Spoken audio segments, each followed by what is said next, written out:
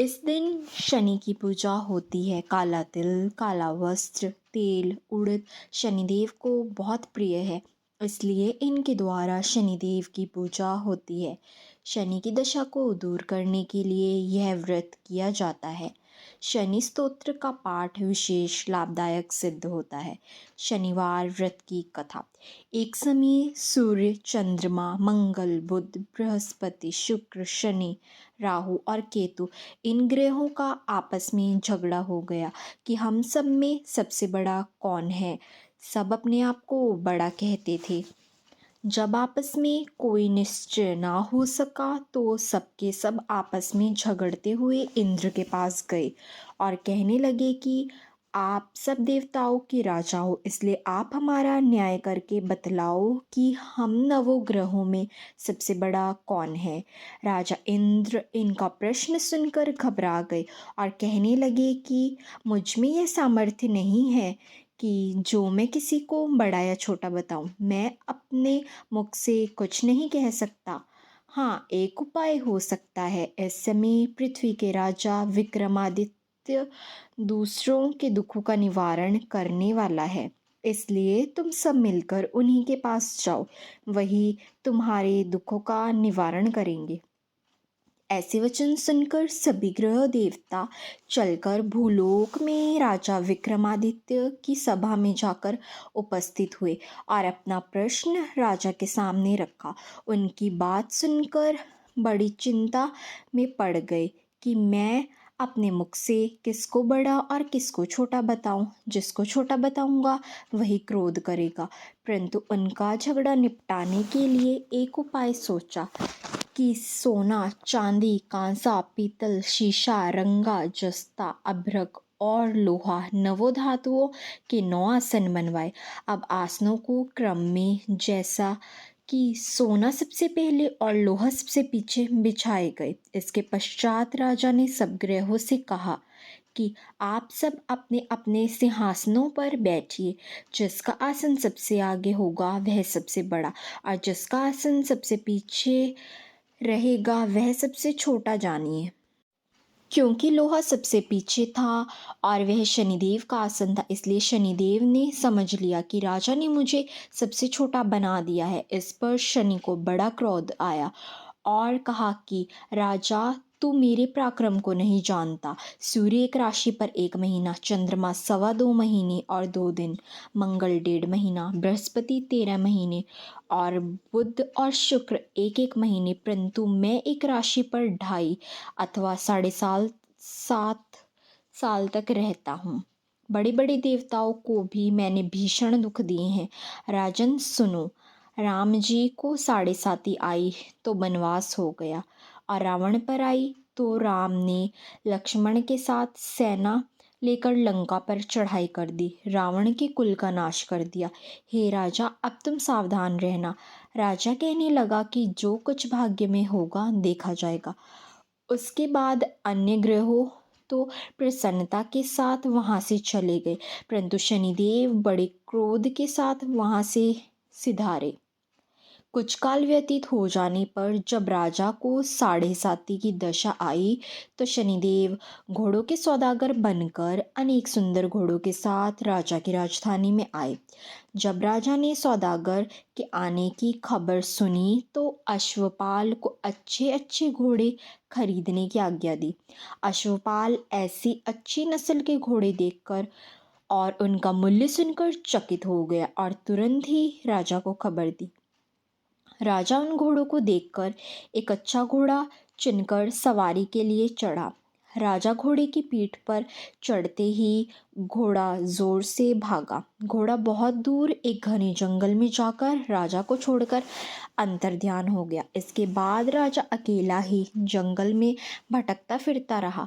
बहुत देर पश्चात राजा ने भूख और प्यास से दुखी होकर भटकते भटकते एक गवाले को देखा। गवाले ने राजा को प्यास से व्याकुल देखकर पानी पिलाया। राजा की उंगली में एक अंगूठी थी, वह उसे निकालकर प्रसन्नता के साथ गवाले को दे दी और शहर की ओर चल दिया। राजा शहर में पहुंचकर एक सेठ की दुकान पर जाकर बैठ गया और अपने आप को उज्जैन का रहने वाला तथा अपना नाम विका बताया। सेठ ने उसको कुलीन मनुष्य समझकर जल पिला दिया। भाग्यवश उस दिन सेठ की दुकान पर बिक्री बहुत अधिक हुई। तब सेठ उसको भाग्यवान पुरुष समझकर भोजन कराने के लिए अपने साथ ले गया। भोजन करते समय राजा ने एक आश्चर्य की बात देखी कि एक खूंटी हाड़ निगल रही है। वह खूंटी जो कि उस खूंटी पर लटका था। भोजन के पश्चात कमरे में आने पर जब सेठ को कमरे में हार न मिला तो सबने यही निश्चय किया कि सिवाय विका के और कोई उस कमरे में नहीं आया। अतः अवश्य ही उसी ने वह हार चोरी किया है। परंतु विका ने हार लेने से मना कर दिया। इस पर 5-7 आदमी इकट्ठे होकर उसको फौजदार के पास लाए। फौजदार ने उसको राजा के सामने उपस्थित कर दिया और कहने लगा कि ये आदमी तो भला प्रतीत होता है, चोर मालूम नहीं होता, परंतु सेठ का कहना है कि इसके सिवाय और कोई घर में नहीं आया, अवश्य ही चोरी इसी ने की है। तब राजा ने आज्ञा दी कि इसके हाथ पैर काटकर चौगरिया किया जाए। राजा की आज्ञा का तुरंत पालन किया गया और विका के हाथ पैर काट दिए गए। इस प्रकार कुछ काल व्यतीत होने पर एक तेली उसको अपने घर ले आया और कोल्हू पर उसको बिठा दिया। विका उस पर बैठा हुआ जबान से बैल हाँकता रहा। शनि की दशा समाप्त हो गई। एक रात को वर्षा ऋतु के समय वह मल्हार राग गाने लगा। उसका गाना सुनकर उस शहर की राजा की कन्या उसके राग पर मोहित हो गई और दासी को खबर लाने को भेजा कि शहर में कौन गा रहा है। दासी सारे शहर में फिरती फिरती क्या देखती है कि एक तेली के घर चौगरिया राग गा रहा है। दासी ने महल में आकर राजकुमारी को सब वृतांत सुना दिया। बस उसी क्षण राजकुमारी ने अपना मन में यह प्रण कर लिया कि चाहे कुछ भी हो मैं इस चौगरिया के साथ ही विवाह कराऊंगी। प्रांतकाल होते ही जब दासी ने राजकुमारी को जगाना चाहा तो राजकुमारी अनशन व्रत लेकर पड़ी रही। तब दासी ने रानी के पास जाकर राजकुमारी के ना उठने का वृतांत कहा। रानी ने तुरंत ही वहाँ पर आकर राजकुमारी को जगाया और उसके दुख के कारण पूछा। तो राजकुमारी ने कहा कि माता जी, मैंने यह प्रण लिया है कि तेली के घर जो चौगरिया है उसी के साथ मैं विवाह करूंगी। माता ने कहा, पगली है क्या, यह क्या बात कह रही है?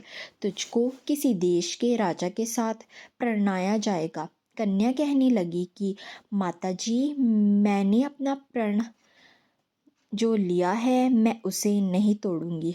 माता ने चिंतित होकर यह सब बात राजा को बताई। तब महाराज ने भी आकर उसे समझाया कि मैं अभी देश देशांतर में अपने दूत भेजकर सुयोग्य रूपवान एवं बड़े बड़े गुणी राजकुमारों के साथ तुम्हारा विवाह करूंगा। ऐसी बात तुमको कभी नहीं विचारनी चाहिए। कन्या ने कहा, पिताजी, मैं अपने प्राण त्याग दूंगी परंतु दूसरे से विवाह नहीं करूंगी। इतना सुनकर राजा ने क्रोध से कहा कि यदि तेरे भाग्य में ऐसा ही लिखा है तो जैसी तेरी इच्छा हो वैसा कर।